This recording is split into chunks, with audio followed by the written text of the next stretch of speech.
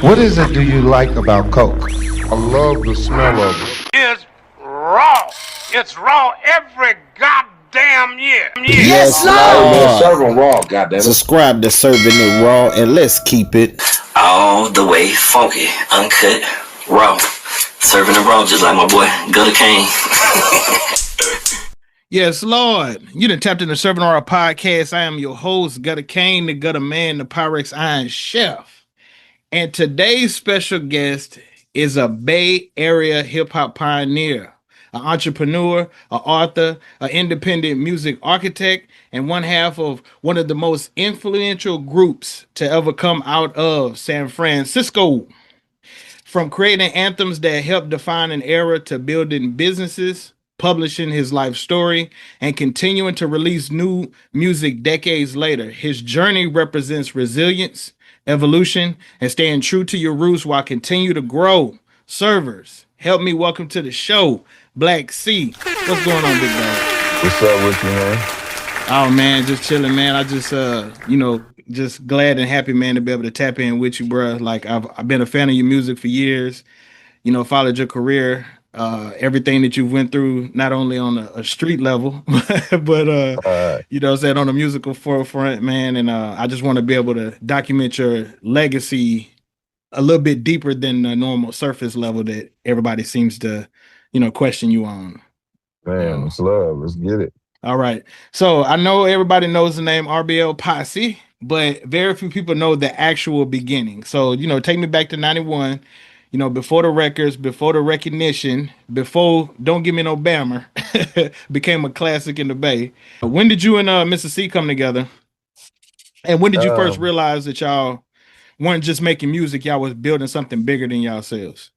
I met Mr. C through a mutual friend, T Lo. He's somebody that actually he was a rapper in our neighborhood who I actually was trying to do a group thing with. But a little before that, it was all kind of started with Budweiser. It's a rapper named Budweiser. Y'all could Google him or whatever, man. It's Budwser.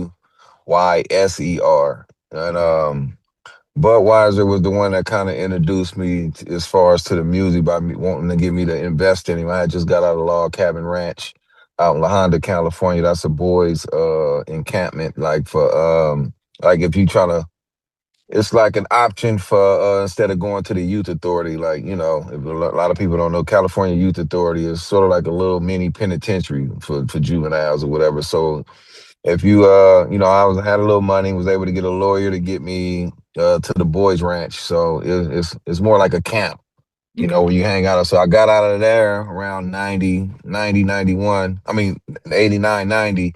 And Budweiser got me to invest in a studio. So that's kind of like was my introduction to music, me going to go buy the studio equipment for Budweiser. So when I got the equipment, he didn't know none of them knew how to work it. So me, being that I invested I invested probably like 5,000-6,000 into the stuff. So I didn't want to waste my investment. So I started tinkering with it, learning how to play with it, learning everything without manuals because we bought a lot of stuff from the pawn shop.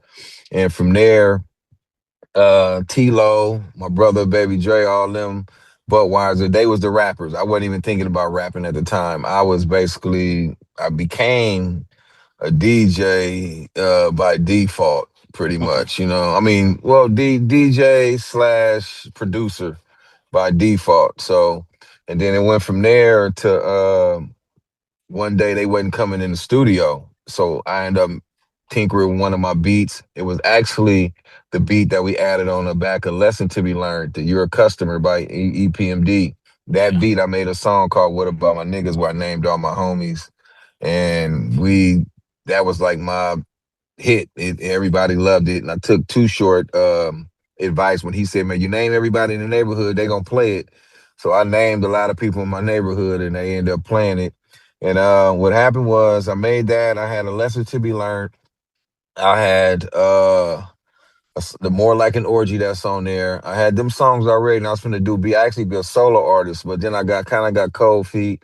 So I tried to go to T-Lo, who was like the Ice Cube of our neighborhood. I went to him and like, man, let's do a group thing, bro. Let's take these songs and, produce some new ones.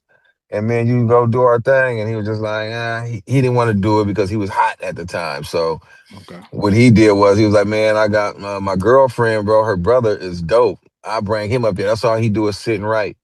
And I was like, all right, bring him through or whatever. He said, man, trust me, bro. He said he a lyricist. He ain't like how me and Budweiser and us. He's come up here freestyling. He really right. So he went, got him the next day. He brought him up there, and it was Mr. C. And me and Mr. C connected, and he came up to my house that day and never left. We got in the studio. We made him a song called Hit Squad New Jack.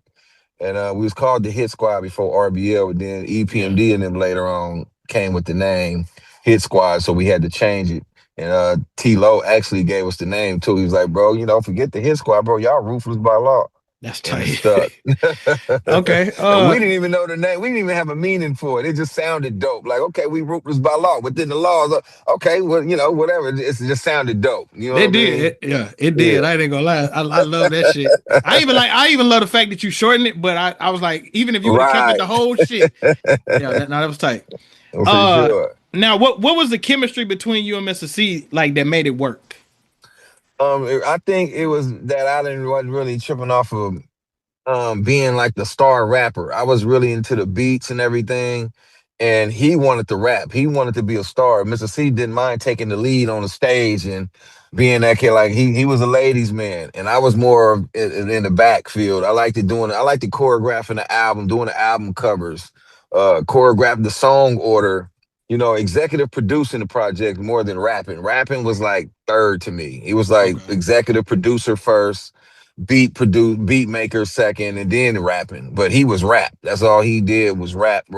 So I think that's what really helped us, because we was both like jockeying for position in the group to try to be the best. I think it would have probably threw it off a little bit. It would have probably caused, you never know, jealousy or anything. We would have probably damn near split up later on. But I didn't care about that. You know what I mean? I wanted to have somebody as the lead in the group. And I always looked at him as the lead in RBL. You know what I mean? Okay. Now I want to let people know that you've had, you're a solid person when it comes to the Frisco streets, especially Hunters Point. Like Yes, sir. that's your turf. I know you've constantly on other interviews addressed the situation. So from a street level, I know you were shot, you lost your eye. Right. You were involved. Well, not I ain't gonna say involved. You were able to survive the turf war down in Frisco. You've also lost Mr. C and you lost Hitman. Okay, Correct. but so you're the surviving member of RBL. I don't want to focus too much on that because I know that's the surface level, and so a lot of people gravitate towards that. But I want to dig more into RBL and your movement business wise. So looking back now, what was some business decisions RBL made that you feel don't get enough credit in hip hop history? Business deals that don't get enough credit.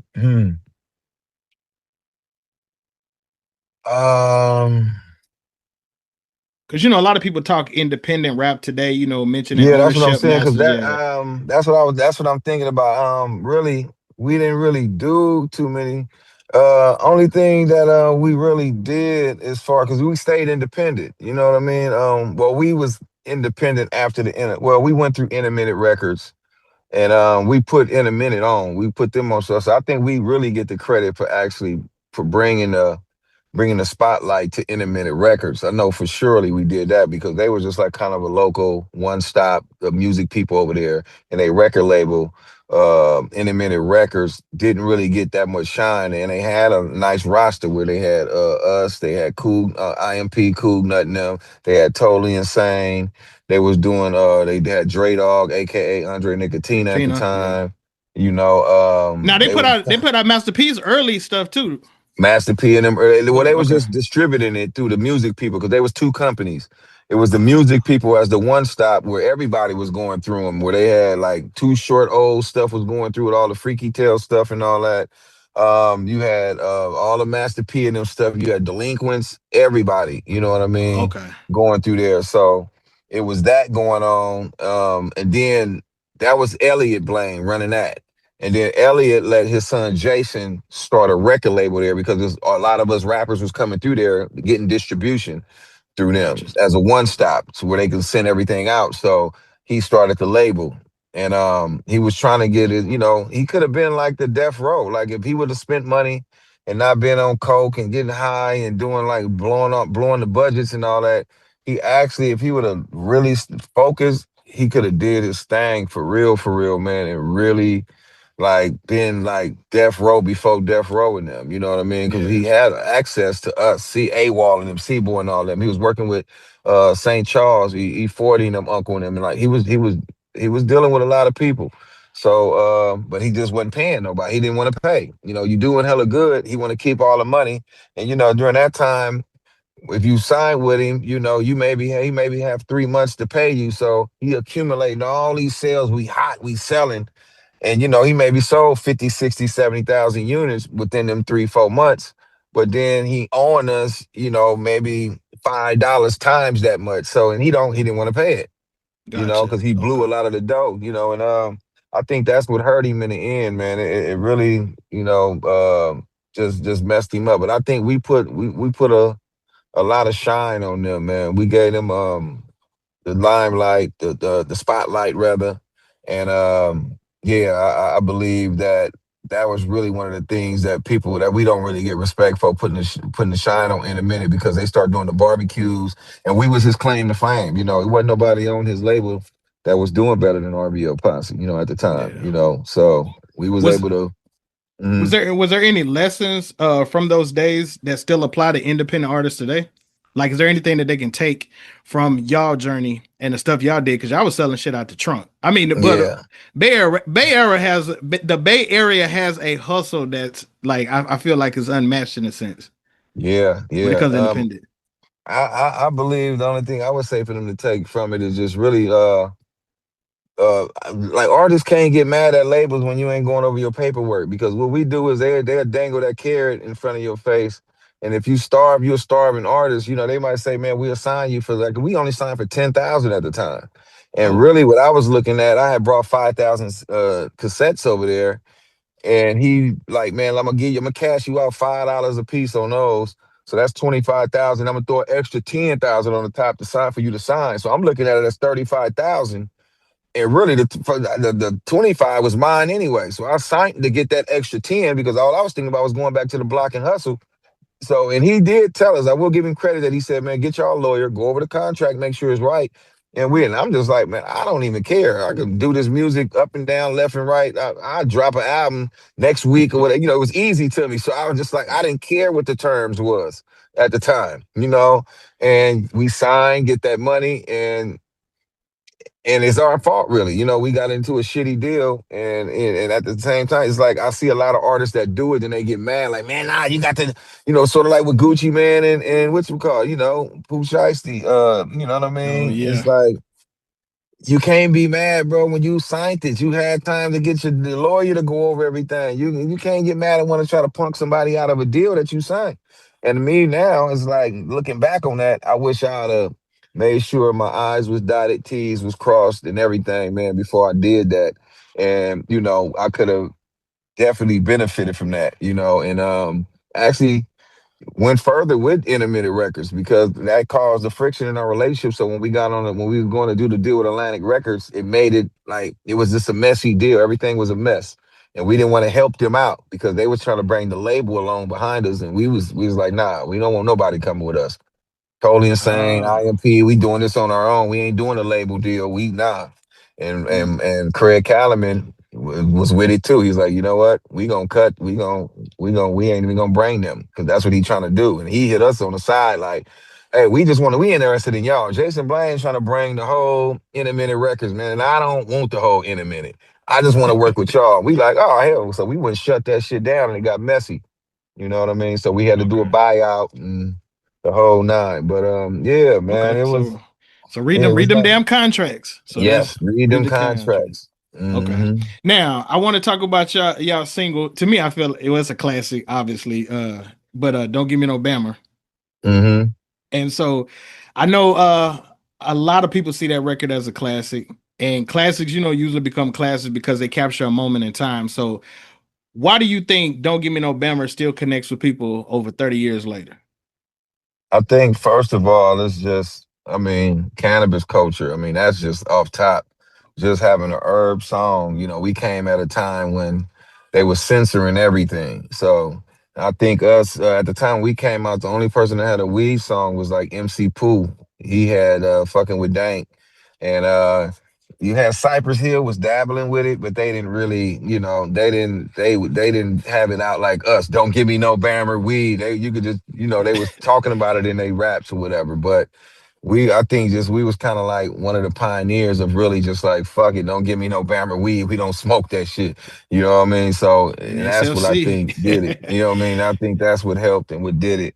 And it's just the cannabis culture nowadays is just it's gonna stay alive because every time that season come, our streams go up. Soon as 420 hit, we riding cloud nine all the way through till September, October. You know what I mean? So I think it's just a part of the culture now. And not only that, it just was a dope beat. You know what I mean? When people heard it, it was just magnetizing. It was just like, damn, man, like, so what's that? That saxophone and that flute in it, it just captured people's ears. So I think we just came at the right time and that thing dropped perfectly, man, right in the middle of all that mob funk type stuff that was going on from the Ant Banks and all them. And we came with something totally different, and people was rocking with it. Did you know that y'all had something when y'all recorded that? Oh Or was yeah, it for did it sure. okay. Before it even hit, it was a hit in my neighborhood. It was called "Don't Give Me No Bammer Joint." We don't smoke that shit in Hunters Hunter's Point. Point, yeah. So I put it out first in my neighborhood, and they went crazy for it. So I knew off top that it was a hit. But all I was trying to do was conquer the city. When my boy was like, "Bro, you got to get Fillmore and Sunday. You got to get the whole city up in it, bro. You got to talk about Frisco. Like you need to make some kind of way. You need to make it a Frisco song." So I went from "Don't Give Me No Bammer Joint" to "Don't Give Me No Bammer Weed," and we don't smoke it in the SFC, and it worked out. You know what I Okay. mean? So it was perfect. Now I know you mentioned Too Short a few times, so I got to ask you this, and not just as a fan, but for the culture. Who are the top 5 artists that shaped you? Oh, that shaped me. That's easy for surely. It was Ice Cube. Okay. It was Ghetto Boys. I would say NWA as a whole, even though I put Ice Cube kind of by itself, but it was. I wanted to be like Ice Cube. I wanted to be like 415. You know what I mean? So I would say Ice Cube, 415 with Richie Rich, D-Loc and them. I would say NWA.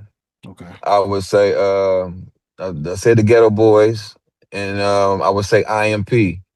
Cool Nut and them because when I was in Log Cabin Ranch when I got out, him and Budweiser and them was kind of like the ones who was like, damn, I'm gonna have to put Ice Cube with NWA. I'm gonna say NWA, Ghetto Boys, 415, IMP, and Budweiser.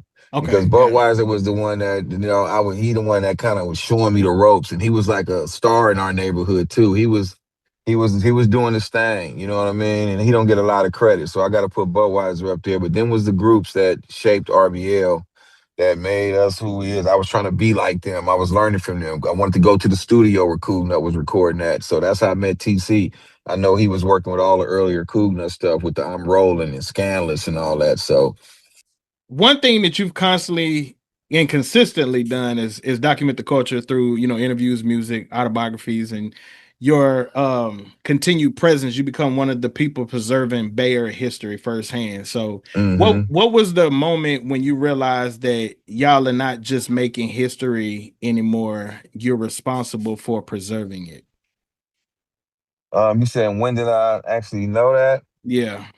To be honest with you, I don't know. I just think over time you just doing music and it just kind of happens like that. Like really, I just think it wasn't even about even preserving history or I would say it was more of a Frisco thing for us. It was like, we knew once we kind of got in the door, I was more worried about like the representation of San Francisco because, it was known as a tourist town and where the LGBT community was and all that. So I just really wanted people to know that it's a dark side in Frisco. We got more projects than any city. Like we hella projects.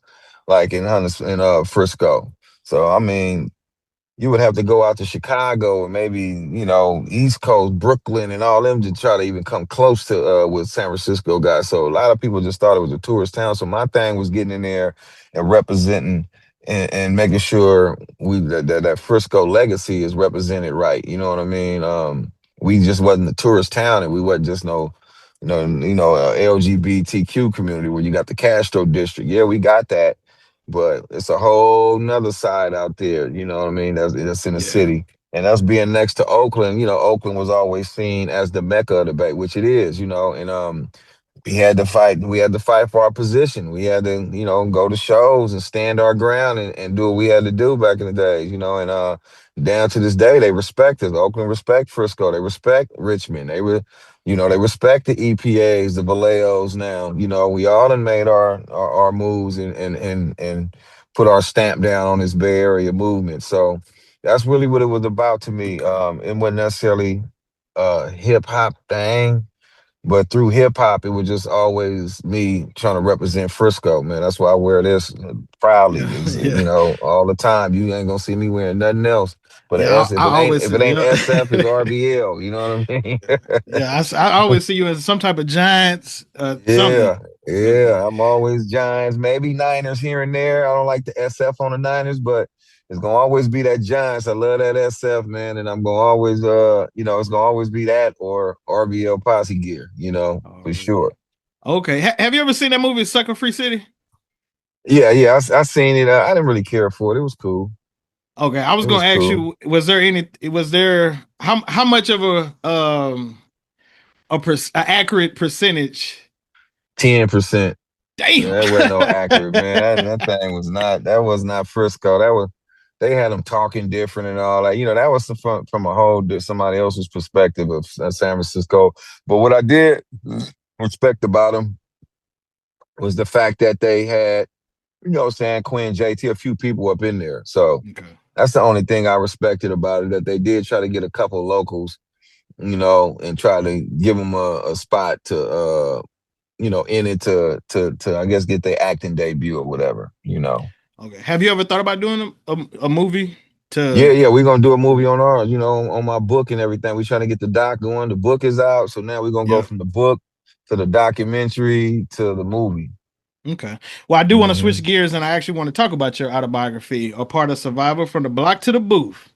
Yes, sir. I know that gives people a chance to see beyond the headlines. So, what was the hardest chapter to write? Not emotionally, but honestly. Off top, it's gonna be awesome for surely be the eye for an eye. Okay. I can't remember which chapter it was, just off top of my head. I believe it was a chapter. Matter of fact, I got a book right here. Let's see. Oh yeah, because I'm in the process of purchasing it, so I am going to need a signature there. So yeah, it was the eye for an eye chapter, man, and I'm gonna have to get that autographed if you don't mind, please. Yeah, for surely. I got you, man. I got you. I'll get one out to you. But that was the hardest one, is because it was breaking down everything as far as me talking about what I went through as far as losing Mississippi. You know what I mean? Yeah, chapter 7, mourning. So that was the hardest chapter, man. That was just going over everything, over losing Mr. C, going through all the trials and tribulations, dealing with the label and everything, man. That hurt it. You know what I mean? And just being betrayed by homies you knew, and losing a homie that I felt I brought up there into our circle, into our family, because everybody we fell out with, we grew up together. We've been known for over 20 years. Mr. C was kind of a new addition. He had only been up there since 91. And he died in 96. So he was up there maybe, 4.5 to 5 years. So, that was a short period of time that he came up, made an impact on our city. I mean, in our neighborhood and on our city and just the Bay Area period. And he lost his life, And that was the part that just hurted me. Man, it just killed it for me. Yeah, I'm sorry about that, man, because I know, like I said, I know you talked about your friendship with him and the bond that y'all had as brothers, man. And so yes, sir. Yeah. So now when it comes to Eye for an Eye, the actual album, Uh-huh. Are you not a fan of that album too much? Not really, because I was going through a certain time. That's why I don't really perform songs from that album. It's like people be, man, you gotta perform this song. I was like, man, that song, that album had its time. I'm on a whole nother page now. Okay. You know what I mean? Some of the dudes who I wasn't cool with, we pretty cool now. So it's like, it's one of those things where I'm not really tripping like that. I just don't care to revisit it. So I don't, every blue moon I might do How We Coming if people request it. But I don't perform anything from that album because I was just on a whole nother page. That the album, it was what it was. It was an eye for an eye. I'm talking about, I was getting shit off my chest. It was like a mental thing. It was therapy for me. Like just to I can't really go actually literally kill these dudes and really put down an eye for an eye. But what I'm gonna do is just, try to make success my revenge. I'm just gonna do what I gotta do with this album and make them feel it. That's why I wasted money putting billboards all on 3rd Street and all in my neighborhood when I'm supposed to put all that shit in some of my highly, how can I say it, where my demographic was, where I was really selling at. When you kind of look at back then the sound scan, we was doing hella good in up north, Seattle, Portland, the Midwest, out Kansas City, Detroit, down Southern California. Really, Southern California was my top market, and I didn't put nothing in my top market. I had like 2 billboards just around in my neighborhood just to make a statement. You know what I mean? So Okay. yeah, it just was a time where I just kind of wasted that deal too. And that was like my first album with the deal that I had with Atlantic Records, and I kind of wasted it. And that's what kind of messed up our relationship too, because I was just going through some things. So, I take blame for that. Mm-hmm. All right. So 2 things before I actually move on to the evolution of you. How I'm Coming is actually one of my favorite songs by y'all. I mean, it's obviously a lot. I like the other 2 albums first, especially Lessons to Be Learned. I felt like Lessons to Be Learned is almost like a textbook because it showed both sides of the street, but stuff that you need to learn. But on How We Coming, on the music video, when you help Hitman from that dude picking him up against the wall. When y'all ran out of that motherfucker, when y'all slipped and fell, was that on purpose or was that accident? Nah, hell no, that was for real. And we was hurting like hell. Mr. Hitman slid into me, man, and hit me, threw me off. Cause they wet the floors to make them look shiny. You know what I mean? Okay. So that was a real fall. That wasn't supposed to be part of it. I tried to come around the thing and he comes sliding into me and he hit my feet, man, and we fall. You see us laughing after we get up. I'm laughing, running out the gate. But I was hurt like hell, my elbow and my hand. Oh, man, we had to take a break for like 20, 30 minutes. And then they left it in. They said, bro, we got to leave it in there. We didn't know. We didn't expect that, but we going to leave it in there. I said, all right, you think it's going to work? I said, man, but I'm going to be here hurting like a motherfucker, though. Dude, look, I've been wanting to ask you that since 97. Damn. Yeah. Now everybody asked me. That's why when you were saying that, I already knew where it was going because they always ask me, like, bro, did y'all really fall? Like, hell yeah, that was a real fall. Yeah. Shit, man, dude, slid all into me, man. On my knees. I hit my knee, my elbow, and my hand slapped the ground hella hard, man, with that mother trying to hold on to that Billy Club. Told my ass up. I've been wanting to ask you that shit for a long ass time, man. But actually, hold on, was it 97? Hold on, when did the album come out? 97. Okay, just want to make sure I was right on that one. 97. Because I was in high school when I saw it, and I was like, man, I always wondered that. And so, yeah, that was the first thing I had in my mind. Now, my second question is, out of the 3 albums that y'all dropped as RBL, what is your favorite one? Oh, the first one off top. Okay. That ain't nothing better than Lesson to Be Learned. Lesson to Be Learned is the starter. The creativeness, how creative we was just with me, with all the different samples and scratches. We brought the DJ in. I was real creative on that. And it was just us making our debut. And then Bammerweed, and that's still our biggest song in the catalog. It's like nothing bigger than that. It's like, I ain't gonna lie, I'd be a damn fool to say anything is above that album. That album is still my favorite album to this day. That I perform more songs off of that album than any of my albums. So Okay. that's hands down is my favorite album, my favorite songs to perform. I love it. I love it. Yeah, that's a classic, bro. That's a classic. Yeah. Oh, yeah, that's a Yeah. classic all the way around. Now, I want to talk about your evolution, man, because you evolved a lot.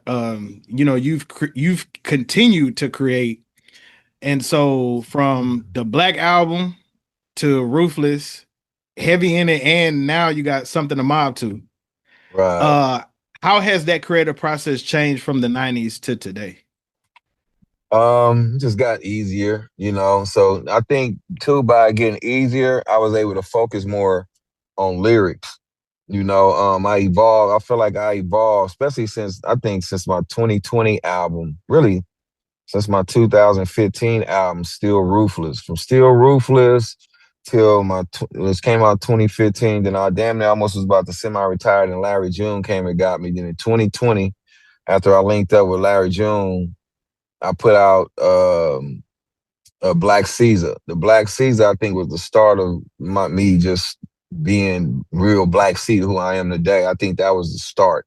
Yeah, that's the one that has you as a kid on the as a kid, with the that crown. one. Yeah, that one. I think that album right there was the start of me really was like just honing in on my craft, just really getting, just like, okay, now that I ain't really behind the boards doing a lot of the mixing, and everything is moving fast now. It's like a fast food era. It's like the microwave era. I'm able to just really sit back. I ain't got to focus on all that too much no more. So I just started really just getting my pen game together. And I think that's when I was really start stepping everything up.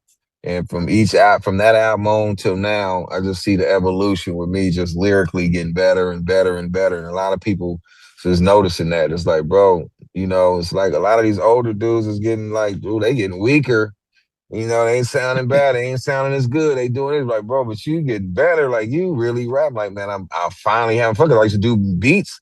Everybody have a head start. Hitman, Mr. C, like NOH Mafia. When I was dealing with a lot of them, they all in the studio while I'm making the beats.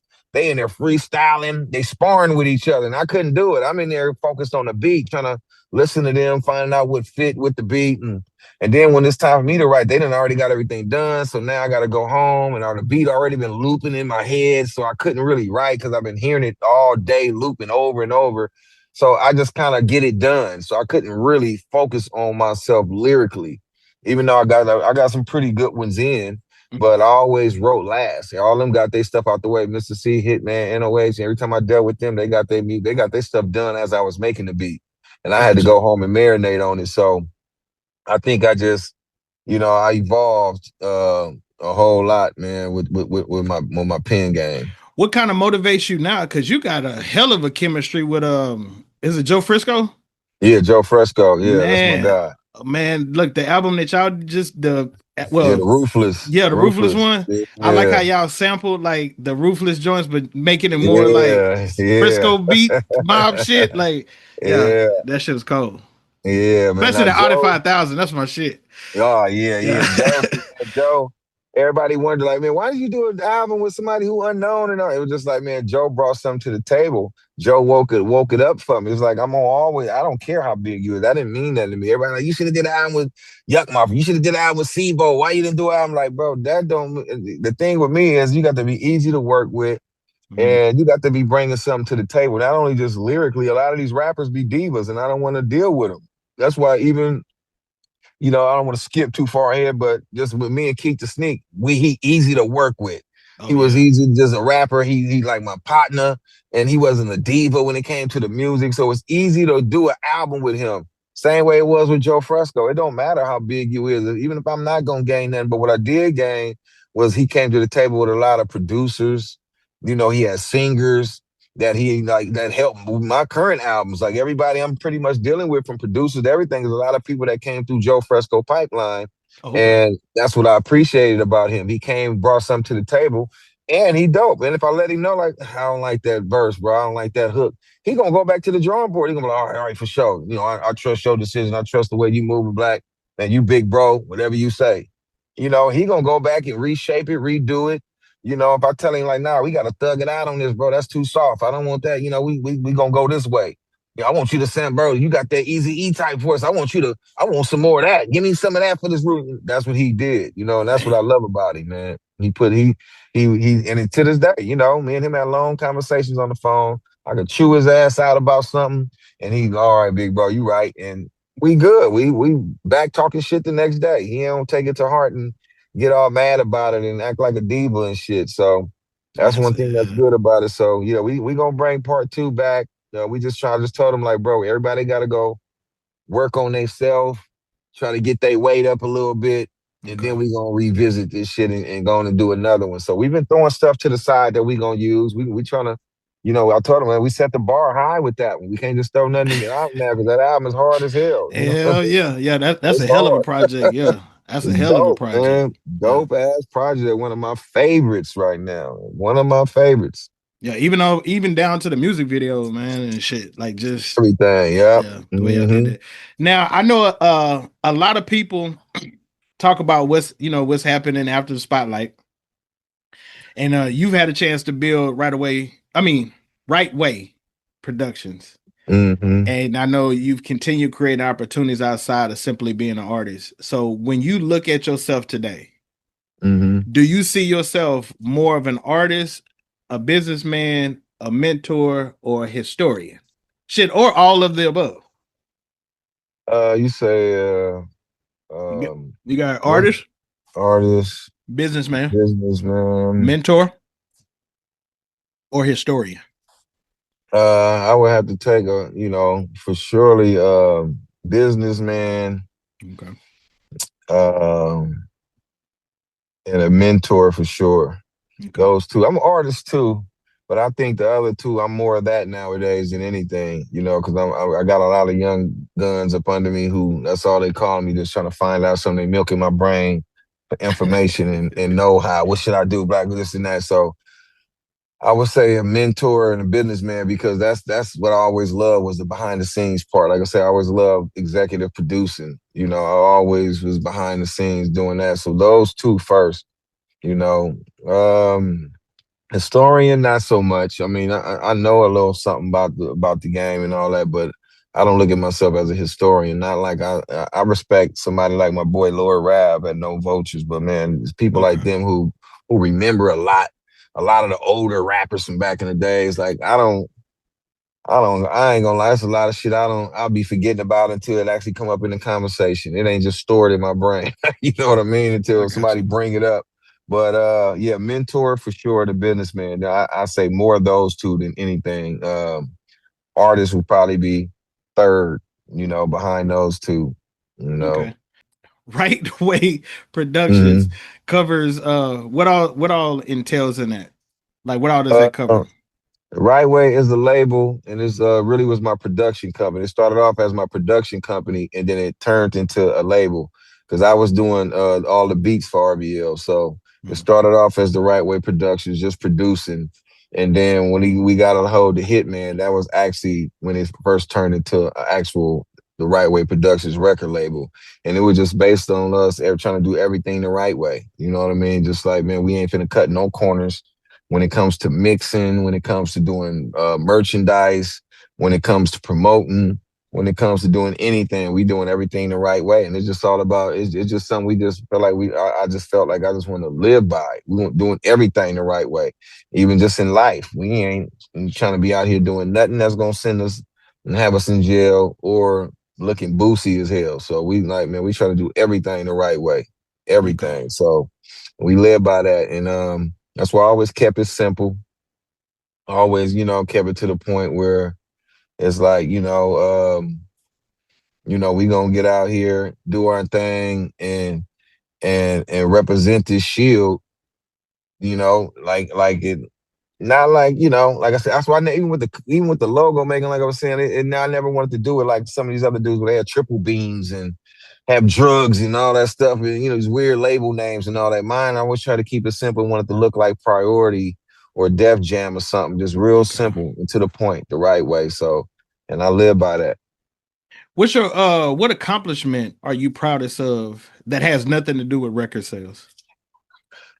Moving my kids out the hood and changing their life. You know what I mean? Just giving them a better way, just actually breaking that cycle, you know what I mean? Or just living in the hood and just, my kids know nothing about the projects, and I got 6 of them, and they all was raised in Antioch in the home, That's what's up. swimming pool in the backyard, and I was able to change their life through music. So that's the most proudest I am just with that alone. Okay. Now I know earlier, I had mentioned about how the Bay Area has influenced, independent distribution, slang, obviously with E40, production, entrepreneurship, and culture. But I know sometimes the Bay doesn't get mentioned enough in national conversation. So what contribution from the Bay Area hip hop do you think the rest of the world still hasn't fully appreciated?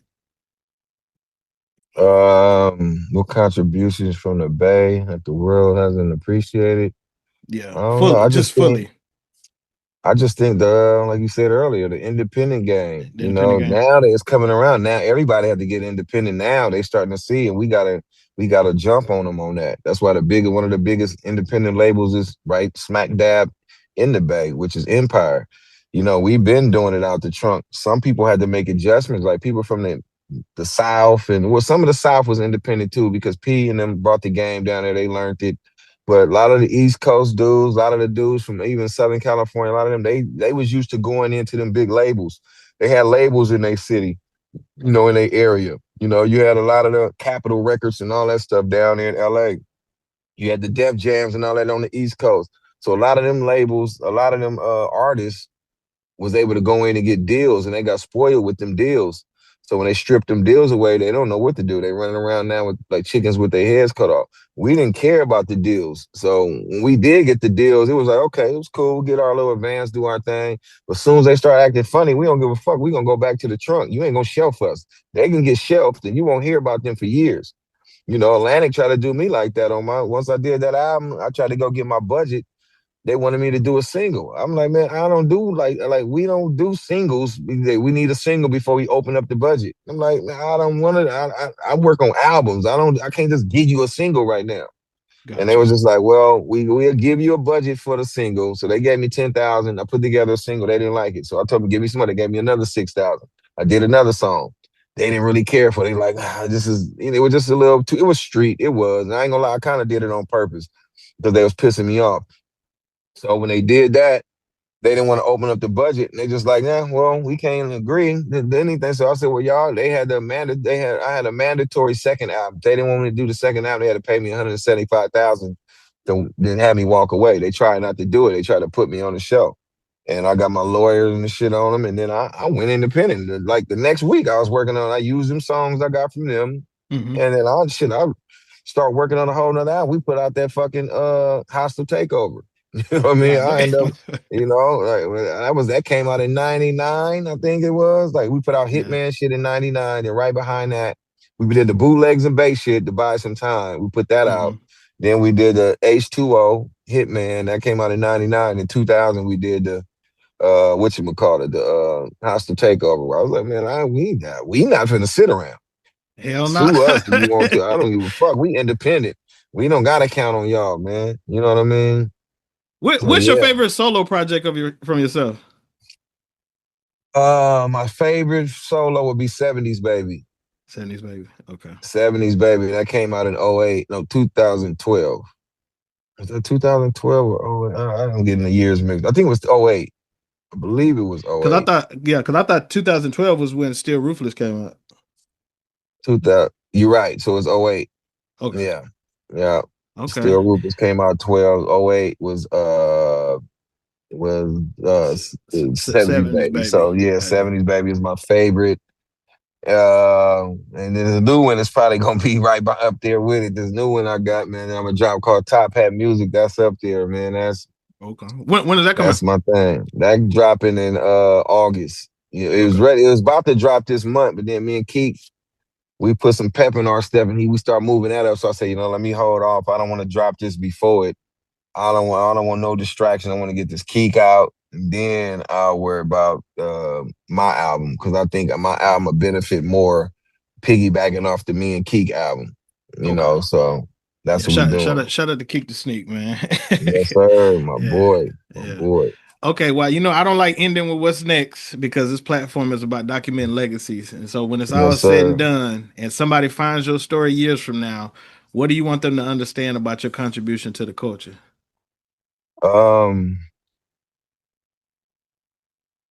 Understand about the contribution, man, that Yeah. we I wasn't mean, quitters. You know what I mean? okay. That we did we had, you know, I lost my guys and RBL Posse still pulled through. You know what I mean? Um that we just wasn't quitters, man, and we was definitely Frisco representatives, man. You know, that's really all I could really say just off top. Um I mean, I never really care what people thought or whatever. I just do it out of love. I love doing music. But if anything, like I say, if anybody can pull something from it, is that RBL, man, was solid and wasn't quitters. And we was, you know, definitely one of the top dogs when it comes to this Bay Area game. We pioneers for sure. Well, from Gutter Kane and Serving the Raw, I definitely want to give you a flowers. You are, you know, not only what you were able to accomplish with RBL Posse, but you know everything that you've been able to accomplish solo, as far as the book, the movie. Hopefully, you know, whenever you know, I know that's coming. And but Yes, just, sir. I know, like I said, just as you being a solid individual, I've never heard any type of smut. You know, nobody ever Yeah, said that bad, you know, at anything. all. Yeah. So Hmm. I just want the new generation to know, man. And like I said, I really want you to know that like I do appreciate all the contributions that you've given to the culture as a whole. Man, I do. appreciate it. Appreciate it. Yeah, now we definitely, man, don't want no, hey, we ain't trying to tarnish no legacies around here. Like I said, we try to do everything the right way. Man, you know what I mean? Literally. So it's, you know, that's one of the things I stand on is business. And anybody I done met since the day I got in this business, I'm into building relationships. You know, they don't say RBL be out there with the fans. RBL do not act like divas. We don't hang backstage with the rappers and doing the fake shaking hands. And yeah, let's link up. We're gonna do this. Like, bro, I ain't got time for all that. You know, I might run into you 4 or 5 times and get burnt out after a while. We gonna link up. Let's link up. If not, just say hi and bye. Keep it moving.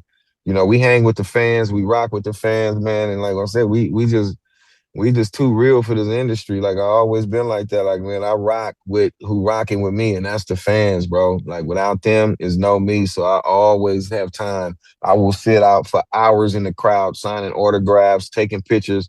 And my dudes be sometimes be mad at me, like, bro, you be just letting yourself be out there. Like, bro, I don't care, bro. They ain't finna let nothing happen to me. My fans love me, man. Hell yeah. I'm not a diva, man. You know what I mean? And I feel I'm protected by that man upstairs, man. I'm finna get out here and shake these hands in a campaign out here, man. You got to shake hands and kiss the babies for sure.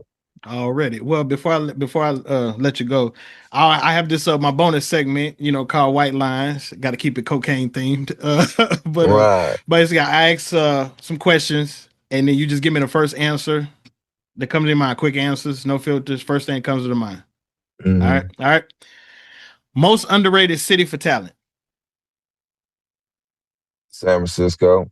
Favorite Bay Area album of all times.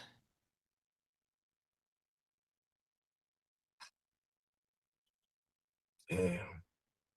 I got is this excluding me?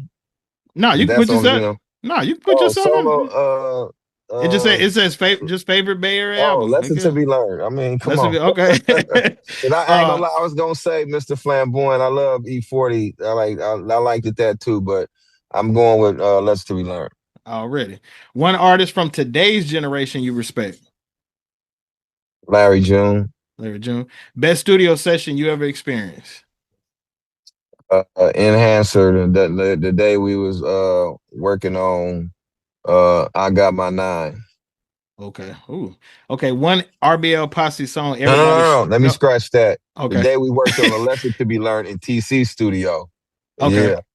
Yeah. Now who's all in there? Just you, Mr. Us, it Jam? was Cold World Hustlers before they became Cold World. We had it was people like UDI in there who before they was UDI was 11.5 in there before they was 11.5. We had a Oh damn. studio full of people all on there saying, "Bitch, I thought you knew," and all. Man, it was hella people. Fly Mar was in there. Man, we was hell of us up in there. So Okay. yeah, All right. that was a dope day. That was a dope night, actually. Yeah, that's what's up. All right. One RBL Posse song everybody should revisit. Hammerweed for sure. Okay. A song that instantly puts you in a good mood. You saying like one of my songs or just any song? Just any song.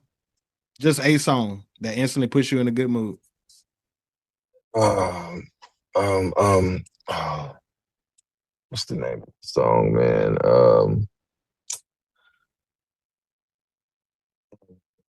Man, over here, mind boggled. Right now I'm just going. I'm going to say, Instantly puts you in a good mood. You could be mad in the motherfucker, and then somebody can play the song. You be like, you know what? I ain't even tripping. I'm gonna say, Bodyguard, Earth Crisis. I mean, Steel Post. Okay. All right.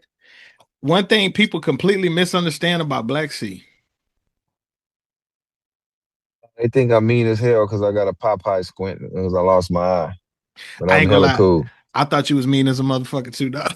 Everybody think I'm hella mean until they get to know me. They always like, man, you be looking mean as hell, bro. You be standing, but it's just how my demeanor is. But I'm hella cool though. You know, I'm hella approachable.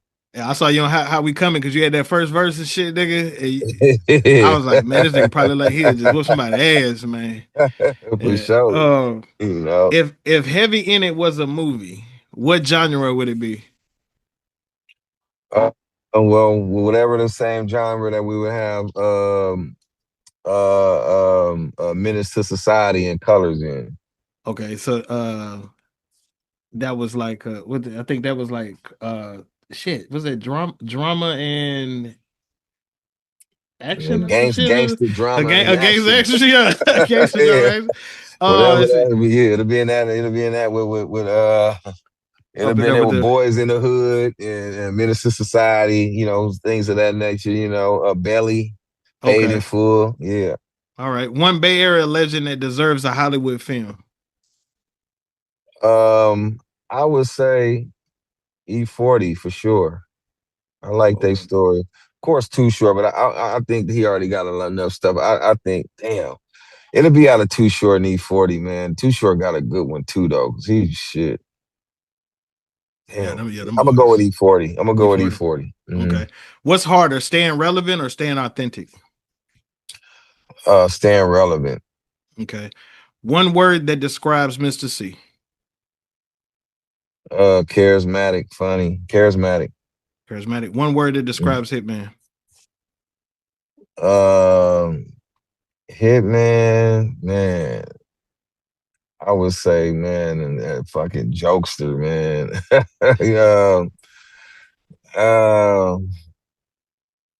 Yeah, I would say, man, he's a fucking comedian. You know what I mean? Okay. Funny. Okay. One word that describes the Bay. The Bay, I would say, unique. Okay. One word that describes your journey.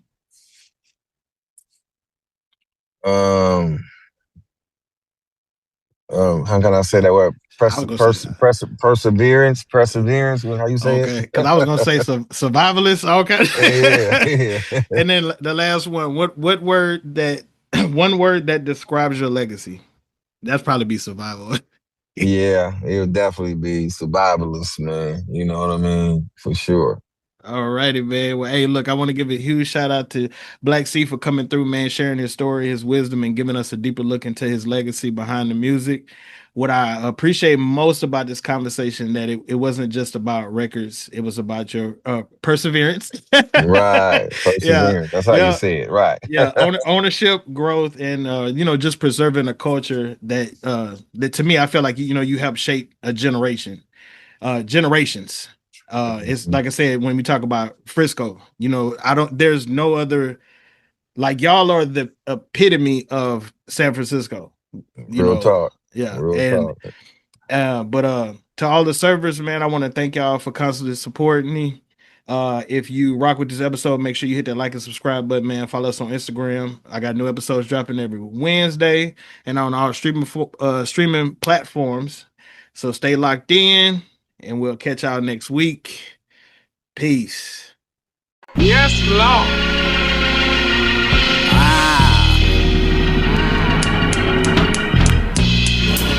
Ah.